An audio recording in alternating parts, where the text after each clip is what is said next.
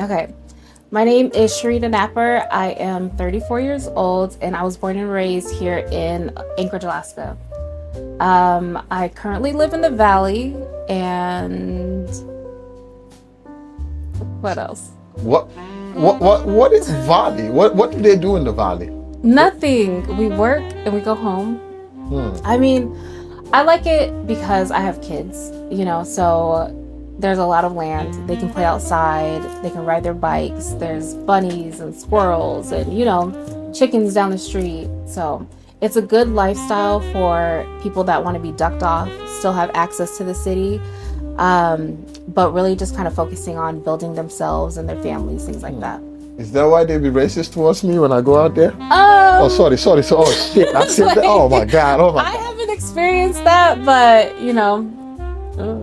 Have you heard of anything like that? So I went to Palma, right? I got to Palma and I said, this place, I told Swave, let's be careful. This place is not safe. I don't know why. I just don't feel safe. I say, but when they call us nigger, we're going to pack our things and go home. That is the footage right there.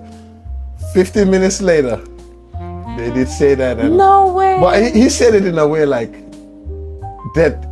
I don't even know how to take it. But I'm like, Swavy, let's pack up and go. That's the content we needed. Oh my gosh. Yeah, so I'll be scared of Palma a little bit. See, I don't know. Like, I haven't experienced that. Not saying that it hasn't happened. Not minimizing it at all. But that just hasn't been my experience. I don't know. What is your experience living in Alaska? Like, how would you describe that to somebody that is not from here? I mean, okay, so I grew up in Anchorage, and for me, Anchorage. Yeah. I heard that's where everybody be sleeping with everybody at.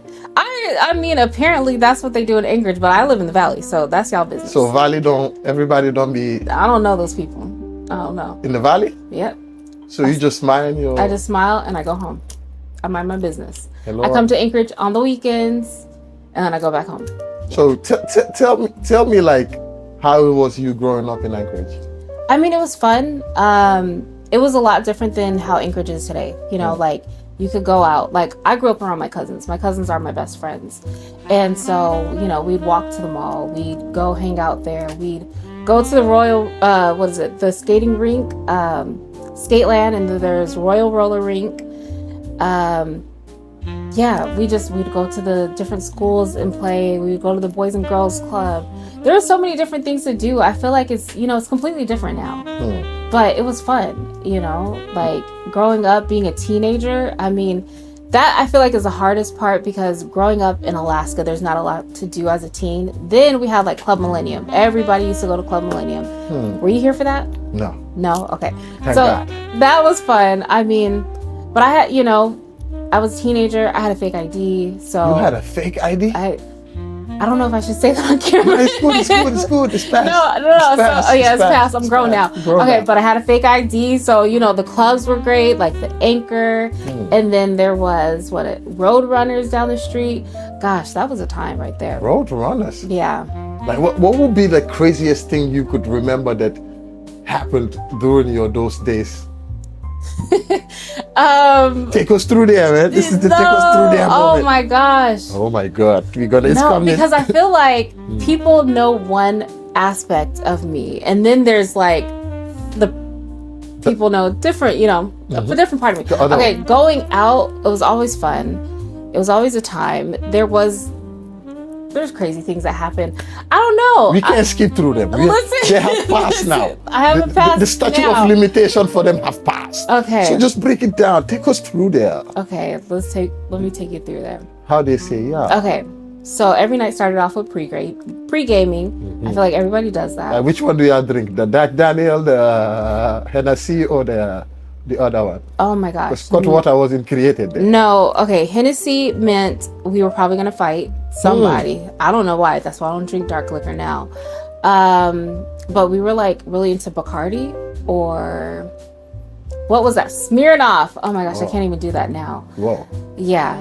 Gosh. But yeah, so that's like what we're into. So it was always pre-gaming, always finding a DD, and then going bar hopping and just meeting a bunch of people and going out and then staying out till 9 a.m. the next day. And then sometimes, like, if we stay out till like 4 or 5 in the morning, like, still go to work at like 7, 8 in the morning. And just straight up going. Yeah, like, yeah, there's a lot. What would you say is different in the lifestyle? Give me one thing that is good that have changed and one thing that is bad that have changed. Okay, I'll start with the bad. I think the bad is all the phones. I can... The phones, like being recorded and things like that. Like, of course we had phones. Like, we had the picture phones. We'd upload the pictures to Facebook at that time, things like that. But now, like, the way people record, there is this sense of, like, I can't act too out of character or it's going to end up online, you know? And now it spreads a lot faster. You know, there's different social media platforms. People then it was just like like there's people that want the content and want to post it and want to share it. So that makes it harder. Like, when you get older, everybody's gonna remember what you did back in the day because it's online. So I had the privilege of growing up when, you know, phones were just coming out. So we did get the cute pictures, but then I could grow up and still be like, yeah, I have to leave that in the past and let it still be the past, you know? But I think a good thing now is that there's more representation. You know, people can go online and see different body types and, you know, go through that. There are more opportunities. And so, like, when I go to the club now, because I'm going back outside. But no, when I go to the club, yeah, I see all these different body types and, you know, people are wearing what they want to wear. And I'm like, I love it. You know, I wish I seen that when I first started going out, because growing up in Alaska is great. But growing up as a, like, plus size girl, big booty before it was popular type of shit, you know, like, that was a different experience. You see how you go through that? Sorry, continue. No, because it was different. There was a time when it wasn't popular. What? You know? Yeah. In America? In Alaska, not especially. Not in the continent of Africa. No, right. Continue, sorry. Yeah. I mean, I feel like I would be appreciated if I was, like, grew up in the South, maybe. But, like, growing up in Alaska was very different in that aspect. How was you treated as a plus size girl growing up? Oh my gosh, I was definitely an outcast in a sense. It wasn't always bad though. It's like, if people knew me, it was usually like, do you know Sharita? And they were like, oh, you know Sharita with the big booty, and they're like, oh yeah. Like, so your representation your whole life was like, apparently, with the bunda. Apparently, yeah. So that's like what it was. It wasn't bad though. Like, dating was different. I usually would have dated like guys that were older than me, or like guys in a particular rappers, things like that, you know? So like, that was different, especially because my personality is so different. You know, my personality is very good girl, very much in the books, very much about her shit, very much on the career. And so when people hear, or when I tell them stories about what I've done, who I've been with, you know, things like that, they're just like, wait, what? And so it's always shocking. Yeah. So you are a very preserved person in a way, but you also have the madness side of you. Exactly. Yeah, I keep the madness offline. Now, you said something about you always dated older guys. Yeah. Why was that? I mean, I feel like the idea of like, I'm mature for my age, which I was. And what would you say? What made you think that you was mature for your age then? And because I was. You was. No. Because I was. Like, what was you doing that was further than your peers? Like, okay, but even though I dated older guys, I feel like they weren't mature for their age. Like, I don't know. I wouldn't recommend anybody do that. I don't know. What if you would go back? Why not? Because they knew. Because I had such a good heart, you know, and it still do. I think because they knew what to say and, you know, how to present themselves to where I could feel safe and then turn out to be like a completely different person. And so that's why I'm like, I wouldn't encourage young girls to date too much older than themselves, especially a guy that has more experience dating. You know, I feel like if anything, date on your level of somebody that's dated the similar amount of people, so you're not in a mess, you know? Yeah. I hear that a lot. Like, for me, I always had more female friends than guys. Because growing up, I got into a lot of fights And I said one day, I said, bro, I have never had problem chilling with women. Only fight problem I have is with guys. Right. I don't like you guys no more. So I've always, and it's always a saying in them that, and when I was younger in high school, when I just got to America, then we were so bored. So we used to think that when you come to America, everything, and I was living in a subdivision instead of an apartment, which would have been more fun. I would have had kids to run around. Yeah. But they don't even have the bus system. So I figured out, okay, I'm going to gather around all my friends that travel to America or somewhere. We're going to connect through Skype. Okay. So in the midst of things, I always pay attention to things, and I noticed that the women always like people older than them. Yeah. And I always didn't get it, and it always do not end kind of good for them. No. So you wouldn't advise that? No, I wouldn't. I'm dating now is different from when I was dating when I was a lot younger. I think it was just, for me, there was always like a good girl needs to be with a bad boy type of thing. And like I said, rappers. Did you embrace that mentality? I definitely did. And when I say rappers, I mean like, I don't even want to get into Nah, it. don't get into it. I'm sorry, we are in madness. We are getting hotter. I mean, like, take us through there. Some of my like first boyfriends, I'm like on a roll student type of thing. They're like on the run from the feds type shit. Wow. So like I went like worst. Not bad boy, I went like worst. It's always like that. It's always like that. Yeah. You see good girl, bad boy. Terrible, or bad, terrible good person. boy, bad girl. You be like, you go take this through. So so you was into dating rappers a lot. Yeah. Which rappers did you date in Alaska? I will never say that. Why not? No, I don't want to promote them. Wallahi, they will come out there. They will watch this day. So let's not promote that one. Okay. But give us a hint or something. No. Like what was their character like? What would you characterize them You know as? what? I'm not beefing with any of them at this time. You have bossed up. I have bossed up. Elevated. Dedicated. Yeah. So that's what I'm telling you. So now explaining the story wouldn't be as much as them. Okay. You would just be like, these were the riffraffs, the simps, the total degenerates that I No, they were like, I'm trying to think. I mean, they always had a big friend group. And so typically it was like me and my girls would hang out with them and their guys, and we would go out, or we would, drink or play whatever. We were young. And typically we wouldn't really go out because, like I said, they were on the run, so they had to like still lay low. So I'll be having the house party. Yeah, so this is when house parties weren't terrible. They weren't the safest, but like I feel like when I came here, house parties were more kind of popular. I don't know if I was young and not old enough to get into the club then. I was 19 when I came here. Okay. So I don't know, but house parties was a thing there, but then a lot of shooting started happening there. I think that's what kind of killed the image of you go to a house party, you're going to get shot. Exactly. How was those like for you? Like, what is the craziest thing you have dealt with one of your rapper boyfriends?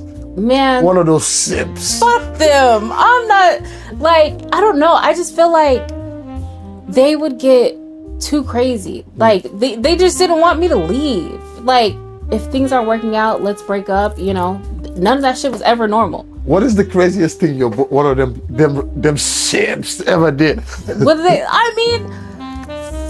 The craziest thing that they've ever done. Today they're in trouble. You rappers. Which one are you? Sorry. Okay. Is like. Give me a real situation. Okay, I'm gonna give you one, but gosh, this is okay. People are gonna like learn a lot about me. Okay, so this rapper I was dating, this dude, he was fucking terrible. He knew he was terrible. He knew I was over him. Anytime I tried to break up with him, he would be like, I'm sitting outside your house, or he would call my job, or he would be He would call your job. He would call my job. Yeah, he would come up to my job. He would like damn near stalk my family members. Like, I'm not gonna let you go ever, type of thing. Damn, that sounds like a light-skinned nigga problem. No, he was dark-skinned. Dark-skinned. It's just a crazy nigga problem. And so one day in January, blizzard, I was like over his shit. I was done way beforehand. And I was just like, I prayed. I was like, God, please make us break up and make him be okay with you had to pray for your own freedom. Yes, I had to be like, Christ. please, like, I just want to be done.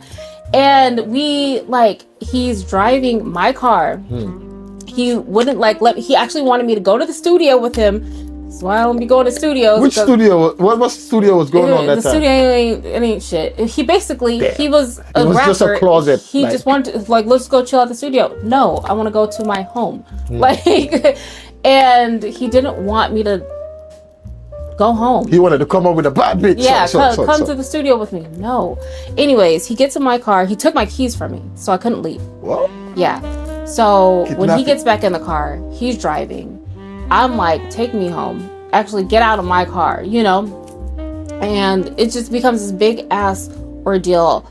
He gets on the highway to go towards the valley, and he's like driving high fucking speed in January, blizzard, talking about, I'll drive, trigger warning, I'll drive us over the fucking cliff type of, yeah, like, I'm just like, can you just, that's yourself, crazy. And so then, obviously these things happen. We get to, I think, Wasilla. He finally gets out of stoplight. I get out of the car, obviously. Your own car? My own car, because at this point, take the fucking car. Leave me alone.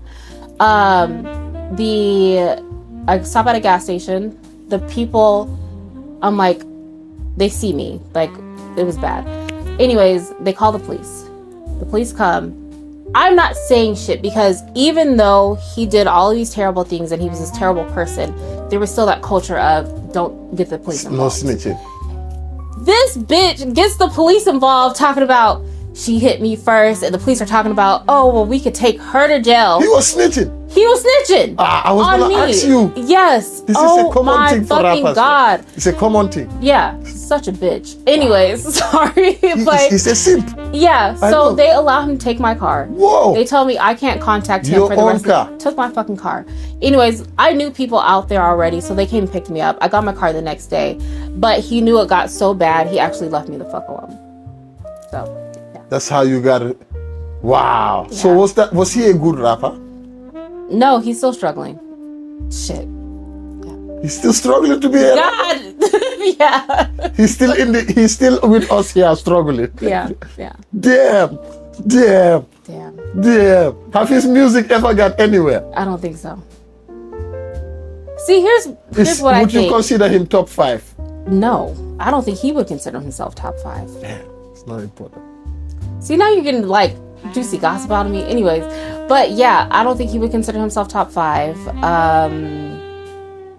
No, I don't. I know you have another one. You was just about to tell the other one. Go ahead. You might as well say it. I'm not gonna say it. Okay, let's get into it. Let's take us through there since we have 10 minutes left to go. Okay. Let's take us through there. All right. Now, relationships in Alaska. Mm-hmm. I know we are already in it, but how would you describe it overall? Your dating experience and before even you was married, right? Yeah. Before marriage and getting into marriage, take us through there, because I feel like I want to say you are one of the you're the only one that came here that actually got to get married. I feel like most girls here, what I see now, I am no better than nobody.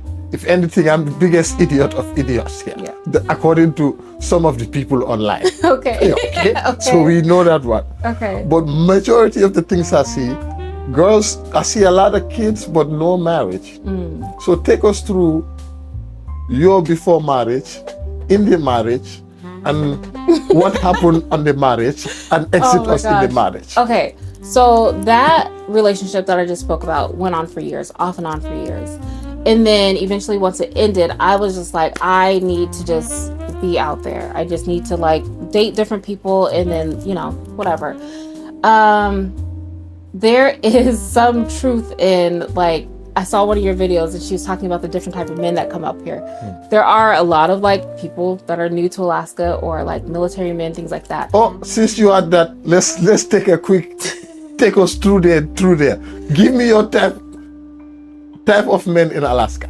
The type of men. Then you come back to the. Okay. Yeah.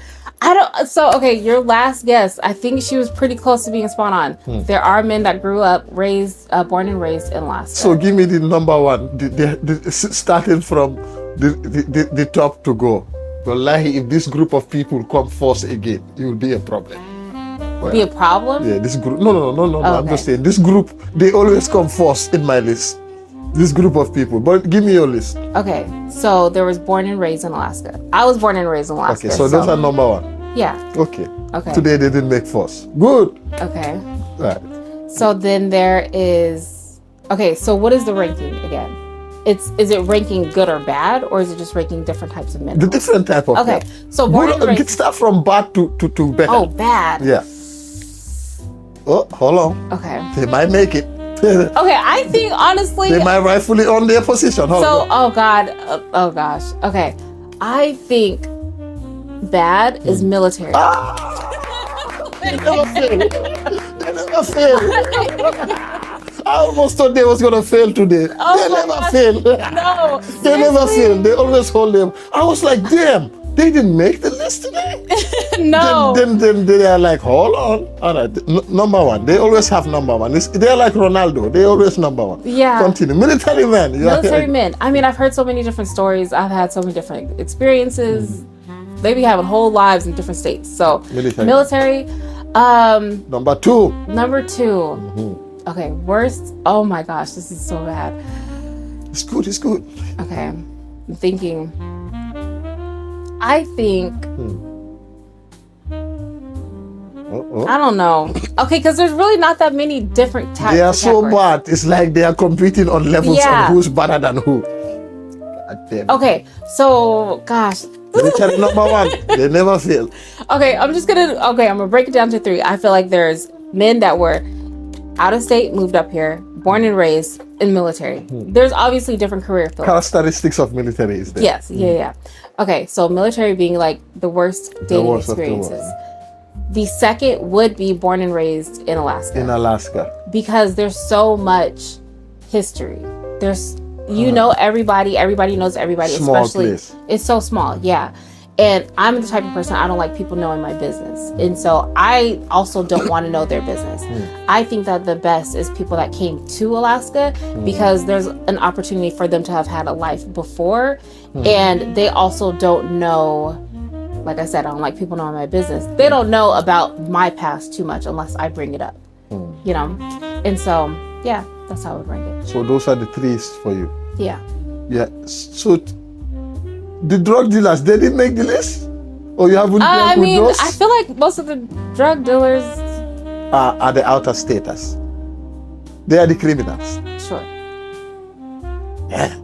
So those are the three types. Yeah. Okay. Military, I salute you guys. You never fail. Number one. Continue with go back to the marriage one. Before you started dating again. Yeah. After that simp took your car and brought it back. So then, yeah, I was just dating different people. I mean, it was great. So how did you get to find your husband? Fuck him too. Fuck off. Motherfucker. Divorce. I don't even say that story. We're not reminiscing off of that. Okay. Okay. I filed for divorce, and now I'm back like single. So this is different. But outside. It's also I'm outside. So I mean, it's different because I'm grown and like everything has changed. You know, people are on like dating apps. I'm not on a dating app. I'm not gonna get on a dating app. Fuck that. I think it's weird, scary. I don't know. I'm not gonna do it. It's also like having to like be outside again. That's different. But what is different about it? Going from being, but you haven't touched on that. What? You haven't touched on that. You said all you know is fuck him. And what was the thing that made you say that? Okay, what did he do before that was good for you and that was no longer there for you that made you? What was good and then like what changed? I feel like, have you heard of the saying like death of 1,000 paper cuts? Something like that. Okay, so it was basically a lot of little things that stacked up to being like, I can't take it. And it was just like, we were two different people. Our love was completely different. What we needed from each other. I feel like my version of love needed stability. His version of love needed sacrifice. And it took me sacrificing who I was and what I needed over and over and over to continue to prove that I loved him. But I wasn't getting the stability that I needed to build myself up off of. And after a certain point, it was just like, it was doing more harm than good for, I think, the both of us. Of course, I feel like, fuck him and whatever because of what he did to me. We still have kids together. I would love to get to a point to where we could co-parent. Right now, he got the kids when he has the kids. I have the kids when I have the kids. It's just like that. But like you said, a lot of women, especially probably that you've interviewed, and a lot of women that I've known haven't been married. And so I think what's hard for this transition, and a lot of people to accept, is me getting a divorce. Because we were one of the couples that a lot of people would be like, are you real? Damn, like, you guys, we looked up to you, things like that. And so it's like having to deal with their, people's expectations. And that's kind of what kept us together for a long time. There would be points where we'd be like, no, fuck that, we're getting a divorce. And people would be like, no, like, we need you, we believe in you, and all of these things. And we're like, oh, okay, for the culture type shit. And then I just, I was like, no, fuck that, for myself. I need to end this. And it wasn't easy. I'm proud of myself for doing it. Honestly, like, life is easier without having to manage a grown man's emotions and shit like that. But there's also aspects of it that are harder. And now that I'm out dating, I'm dating after having the experience of being a wife, being chosen, being somebody's number one, having somebody always know where I'm at, what I'm doing. And it's not like it was always bad. And so coming into dating with that expectation of everybody's going to treat you the same. Yeah, I'm just like, how has that been going for you? Because I feel like that also is a part that many people, even with me, with relationships, when you're in it, sometimes you don't see, like the saying, you only know you love her when you let her go. Like, you don't see what role that individual is playing in your life or what they're holding, because you've been having it for so long. It's now the normal thing. Exactly. It's an identity. So now you being in that position, how are you visualizing things? Are you still, I know you're saying fuck them, but are you still thinking like, man, I wish things didn't go on like this? Does things like that come to your mind? It's sometimes, but it's not in that aspect. It's I wish I ended it sooner so it didn't feel this hard. Like I said, we have kids together. We have, dogs in a house, and, we've had a lot of history. We were together for a long time. I wish I had ended it sooner because there were red flags in the beginning. There were things that I chose to ignore because I went from terrible man trying to drive off of a fucking bridge in January type shit to this guy who didn't necessarily put his hands on me, but it was a different form of things that weren't good for me. And comparing it to the absolute fucking worst, to like, oh, this is a good guy, this is good, it'll work out. And being like, actually, those things that I ignored in the beginning weren't good. And there are aspects of marriage that I miss because I have built a life of being a wife. But it's not so much that I would go back. I'm not saying that I wouldn't get married again. I don't believe that God would put me through that and be like, you'll never have love. No, I do believe that I would be loved properly eventually. But that's also not my focus right now. Like, I'm dating because I am outside and I am single and whatever. But I'm also not desperate because I've experienced it before. And it's just like, now I have an opportunity to pour into myself, pour into my kids, pour into my career in a way that I wasn't able to as a wife. So it's just every day is a little bit different. I have a therapist, so I've been able to like talk to her about it, heal through it, heal while I was still married, heal after the marriage and everything like that. I have a great support system, which helps. And I don't know, like, dating is different. It's cool. What I have learned, it is best to have a roster. Like, it is best to have a roster because I feel like in the beginning I was just like, it goes through there, wanting to pour everything into one person, but it's just like, that's not what you're supposed to do. That's what you do as a wife, because that's what I was used to. And so I'm just like, I'm too grown for a situationship.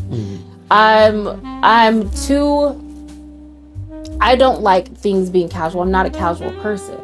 And so I'm just like, I'm allowed to just have fun and keep it fun. And then when I find somebody that I eventually want to be serious with at that time, then I will, or I won't. You know? Do you think there's a stigma or something in society that sees dating as a oh, she's a whore or she's this? Like, talk about a little bit on your perspective on how you see it, because I know you are kind of you are a woman that carries herself with dignity and pride. Yeah. And you got married, which is it's like a record here, because many people don't.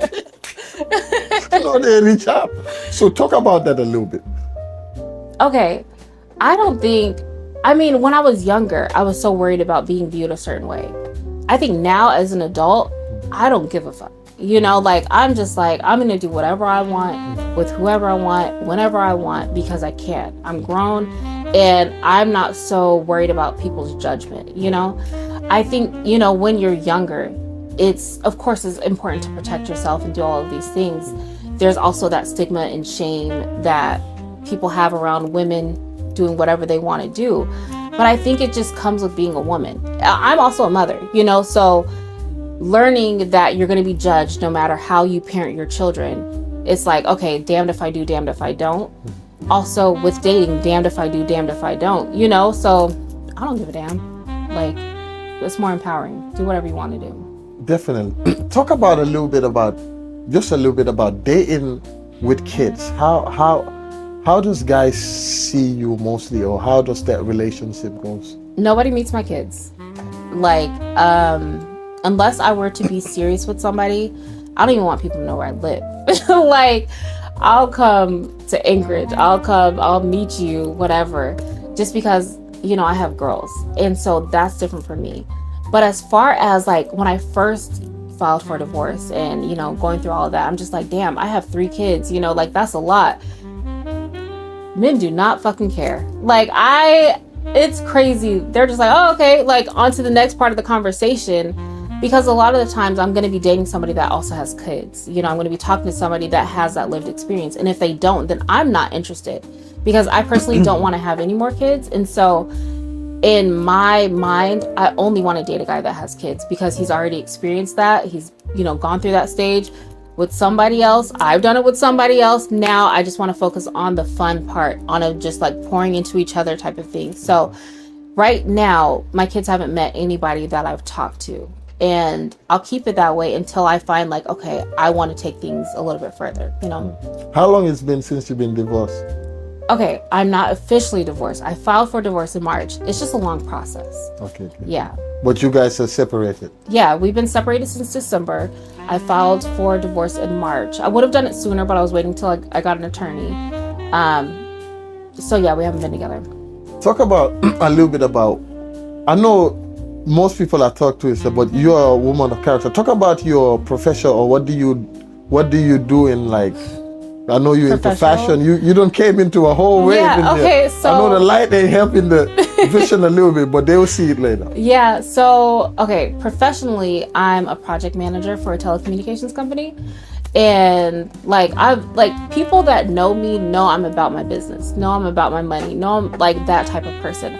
I've owned businesses. I'm an author, an illustrator. I've written a children's book, My Hair Care Plan, and I illustrated the book and I published it. And I'm a public speaker. I wore this because I was speaking at another event about project management and style and leadership styles and things like that. I've modeled. I've been in Teen Vogue. I've done all kinds of things. That is. See, I know you did something. I know. Style, because whenever I see you, you are dressed in style, and I feel like, as a plus size girl, you carry yourself very well, and with how you dress and everything. So I was like, she has to be in fashion. But continue. No, it's funny because when you saw me at Juneteenth, you kept asking, you're like, what do you do? And I'm like, oh no, I'm just chilling. You're like, no, what do you do? And I'm like, oh no, nothing really. And you're like, no, what do you do? And I was like, nothing, I'm chilling. But I have done a lot. I have, and I've always been known like that. Like, honestly, I made a post yesterday, and it's really outside of the post that I normally post. And so what did it say? What did it say? Because I got a lot of DMs about it. Yeah? And because a lot of people don't know that I filed for divorce. And I actually deactivated after we separated and to like go through the healing process. So you just coming back? Oh, I'm coming back healed and single, and they're just like, wait, hold on, whoa. What happened? What happened? Like, where's your husband? But I said, ain't loving no man at his lowest anymore. See you when you up, bitch. And so, because they're just like, wait, Sharita, are you okay? Like, is everything all right? What's happening? And I'm like, oh, I'm great. Like things, I've healed. I've been to therapy. I've done the things. I've done the work. But also, I'm not doing that shit anymore, and so people are just really confused, and they're also like, you shouldn't make posts like that because, like, what about your career goals, and what about this, and you're this prominent figure in the community. And I'm just like, I'm also human, and I'm going through shit, and I want to post what I want to post, and I want to do what I want to do. And if I miss an opportunity because I'm being honest and vulnerable in this season of my life, then that was an opportunity for me. Definitely. I feel like I've gotten to a point where I can talk my shit and I can still move forward.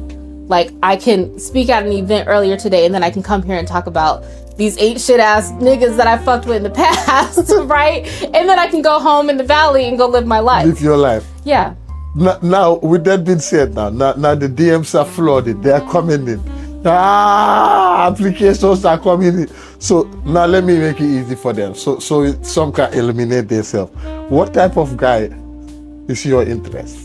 Okay, a guy that he has to have his own Guys, life. listen carefully there so you can eliminate yourself. Right. Who they qualify, eliminate yourself, who don't qualify. please. He has to have his own life. Okay. Like, I'm talking about own career, own things, own goals. Although I would love for a man to be obsessed with me again, I've had men too obsessed where I'm just like, it needs to be a healthy obsession. So please have your own life. Like I said, he has to have his own kids. I'm not having any more kids, like, I'm good where I'm at, because just have your own experience. He has to have money to go do things. I have money to go do things. I have, like, I'm not a gold digger, but I'm also driven. I'm not going to act like I'm not who I am, and I feel like that takes a lot to say that. He has to be attractive, of course, has to be taller than me. I'm tall. I'm 5'9". I don't want to look. Yeah, some people don't qualify. Some people don't qualify. It just is what it is. He has to, like, be career focused. He has to be God focused. And if you don't go to church, you are not qualified. You hear it? I mean, I don't go to church. Start but going like, on Sunday. Pray. But yeah, just, I feel like I'll know when I know. But right now, I'm in the season of just having fun, and so that just looks different right now. What is your takes on 50-50?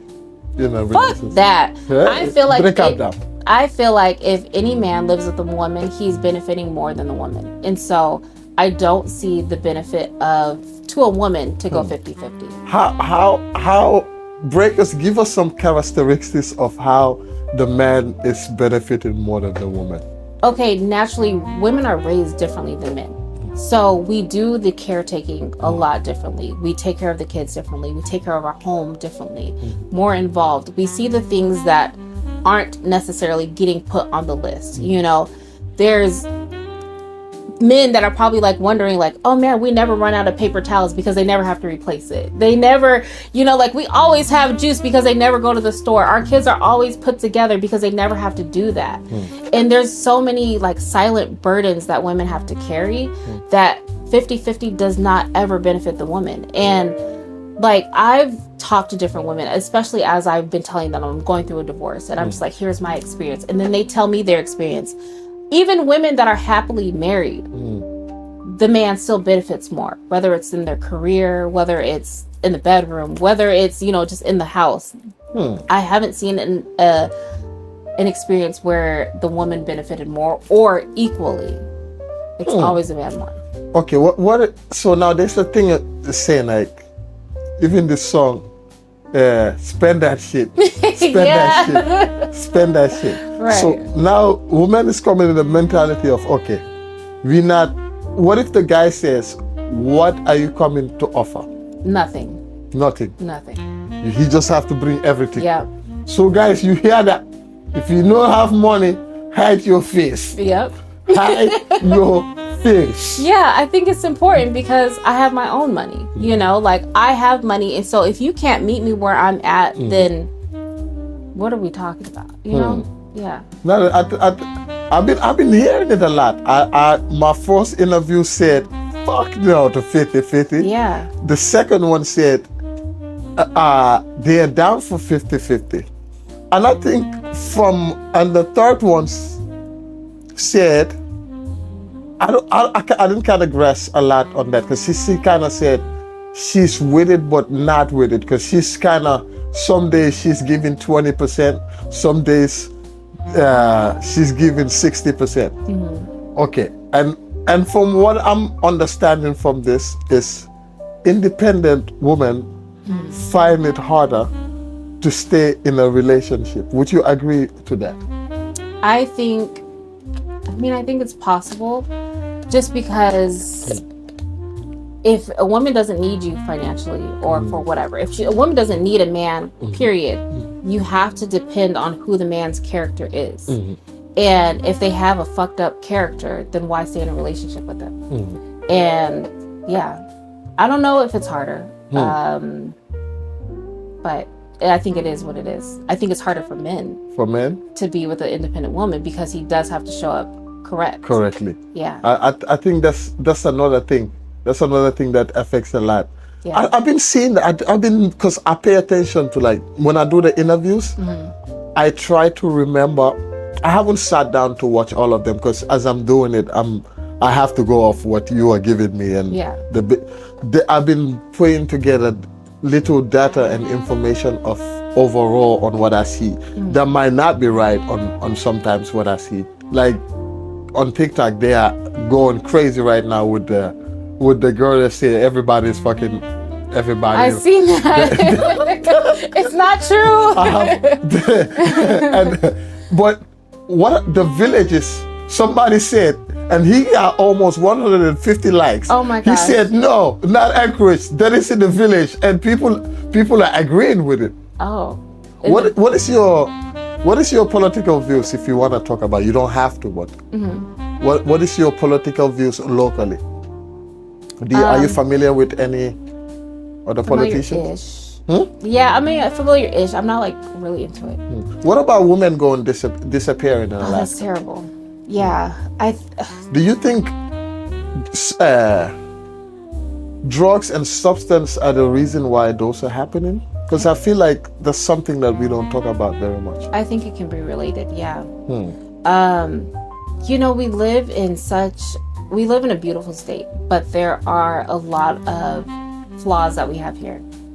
So we have a lot of flaws here, and I think it can be related. When you're bored, you don't have anything else to do. I've seen a lot of people that I've grown up with turn to alcohol or drug abuse, you know, and it is a lot easier to, you know, get into those crowds, stay in those crowds, and, you know, it's hard and dangerous for women. What would you say is the most safe thing that you have dealt with here that have made you get up on your toes or be on your 10 toes, other than the crazy guy over there? Okay, so a situation literally happened to me over this winter. A man tried to ran me off of the road. Whoa. He was asking me for my number as we were driving on the highway. It was January again. And I don't think things going down in January. January. Maybe I need to take a vacation in January. Yeah. Anyways, it was January. He's like, okay, you know the highway has like 3 lanes in the beginning. I'm in the middle. He's right here. He's going the same speed as me the whole way. And like, I can't get over. And I don't really know if you remember back in January, it like snowed and melted and got weird. Yes. And so it was like really bumpy. I used to go to Wasilla, so I know. Yeah, it was really bumpy. And like, I wanted to get over, but anytime I sped up, he would go the same speed. Anytime I slowed down, he would go the same speed. And I was just like on the phone with my sister. I'm like, I don't know if he's doing this on purpose, but it's like really weird. But I didn't want to get in the fast lane. And so when I did try to get in the fast lane to like, you know, whatever, he would get over. And so I couldn't get back over. And he's holding his phone out of his car, like trying to get my number. And I'm like, no, this is when I, you know, first separated. I'm not interested. Plus, like, you're going to stop me on the fucking highway to get my number? That's crazy. Whoa. He literally turned his car into mine, made me go off on the side of the fucking road. So I had to call the police, get his number. He's still holding his phone out, like, give me your number. And I'm just like, are you fucking kidding me? After almost running you up? No, ran me off. Like, I was literally on the, like, damn near in the ditch of the road. He also, like, stopped in the fast lane. People are almost hitting him. Wow. And then he gets over. And then, so once he starts to get out of his car, I had to, like, speed off. Yeah. That is crazy. So it's, yeah, I think there's this girl that I see that sells, like, women's safety things. And I think, like, wow, this is such a good business to start. It's fucked up. It's a good business. Man, you have a lot of good stories, huh? Yeah. Close the interview for what is there that you would like the people to know about you? It could be anything you're promoting, your own self, business, whatever it is. Okay, I mean, I'm not promoting anything right now, but I am sharing a bit more of my journey as I've been going through this divorce. I have recorded a lot of videos. I have not posted a lot of things yet. Story time is coming. Yeah, all the things are coming. So you can follow me on the socials, sharita.mfkn.napper, and you'll see more of my story. Thank you very much for coming. Thank you.